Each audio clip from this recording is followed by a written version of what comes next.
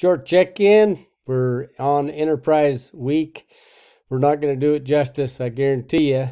I mean, these are things that I really get excited about when I think about different enterprises that can be held within an agricultural enterprise or even outside of it, or if you're not able to farm right now.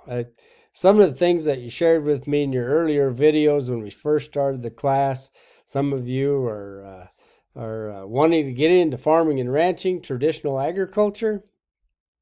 But also some of you others that just say, I just had this dream. I just want a garden that I want to produce organic, locally grown vegetables for my area, my community, make a profit for it. So hopefully, some of the things that that we've talked about in this class can help you on that venture, on that journey. The other things that is very, very intriguing, and I have to say that I haven't, I've tried some. I'm thinking about starting some of those things that those small enterprises that can run right alongside. And actually, one of the biggest problems for agriculture is that we just, especially big time agriculture, is that we have so many times of the year, much of our year is spent with operating costs. Everything's going out. We have outflows, but we don't have any inflows.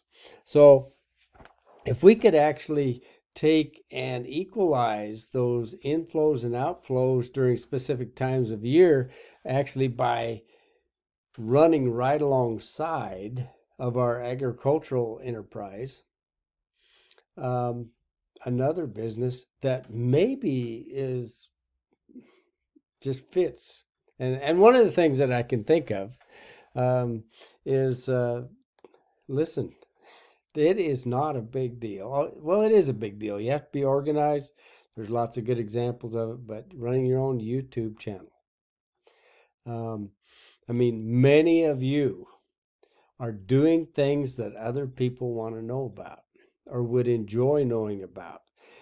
Add to that some editing skills with the video and your camera and that sort of thing. You can learn right alongside of it. Doesn't mean that you have to start with a finished product at the very beginning. In fact, when you're just accumulating followers on those platforms, one of the things is that you don't, when you first get on, you don't know a lot, and you can kind of hone your skills as you gain more and more people that are interested.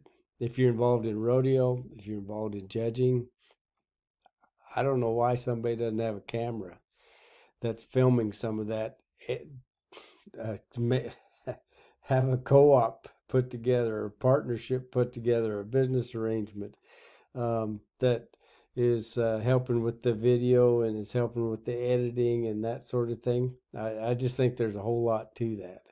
And those of you that are just starting your garden, starting a small farm or livestock operation, why not show people how you're learning different things, and put out a video or two a week, edit it up. Doesn't have to be the greatest thing, but anyway, that's just one thing. Many people are doing a lot of things. I've got neighbors here that they run a large cattle operation just right next door. They have 7 dairy cows. They're selling fresh milk, cheese products. They're manufacturing right there on their homestead, and it's a nice little business that actually evens out those cash flows in their agricultural operation. Lots of opportunities. One of the things I'm always excited about is that, and there'll be so many naysayers out there, is the fact that, you got to have a lot of capital, that the little guy just can't get ahead. And, they say that in all business, to be honest with you. It's just such a capital expenditure to get in, and capital intense. And, hey, listen, nobody can keep you down if you really want to do it. That's what I say. You might have to learn a few things along the road, but nothing. I have nothing against learning, and it's an exciting adventure. So my hat's down to you. This week we're going to talk about break-evens, break-even yields, break-even prices. It's really, you give you such a immense economic power when you actually know what your break-even price is. If the market early on, before you actually bring your product to market, offers to pay you well above your break-even, maybe it's a good idea to lock in that price with a forward contract. And if you take marketing class, the marketing ag econ 2300, you'll learn how to lock in those prices with futures and options. Or if you take one later on, you can also just search for it on YouTube. There's a lot of great things out there that'll show you how to do that right. Just use some discernment when you view those videos, of course, and that sort of thing. But break-even yield, break-even profit are really, really important, empowering concepts. We're just going to do your assignment is a short video. If you I know everybody's trying to do shortcuts. I was there, so I understand.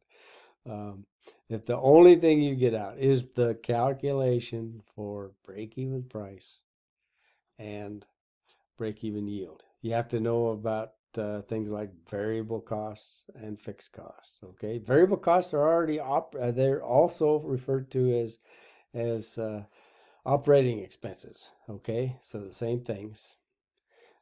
Fixed costs. Know the difference between them, then you can calculate up what your break-even prices are and yields. Okay, over and out. I wish you luck. By the time you view this, maybe a few of you have taken my packing and outfitting class that I teach in the end of March.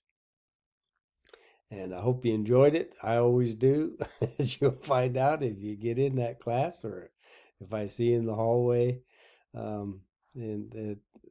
right after midterms. So I wish you well. If you need anything, just let me know. Email, text me, call me. I'm not sure that's working right now too well. So anyway, we can get together if you have any problems or if you have any questions outside of this class too. I always enjoy those too. I appreciate your input, and I'll let you go to it.